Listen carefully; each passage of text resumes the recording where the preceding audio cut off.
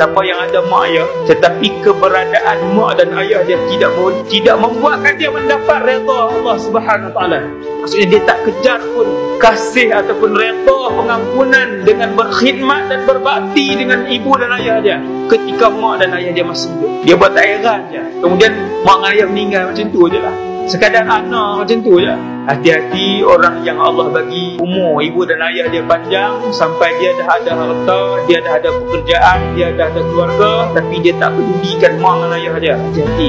Jibril berdoa, wahai Muhammad, mana-mana di kalangan umat kamu yang sempat hidup bersama ibu dan ayah dia yang tua, yang sakit, tetapi tidak membuatkan untuk dia merebut pahala dan tidak membolehkan dia mendapatkan syurga daripada kesempatan itu, maka Muhammad, orang itu adalah orang yang jauh daripada rahmat Allah.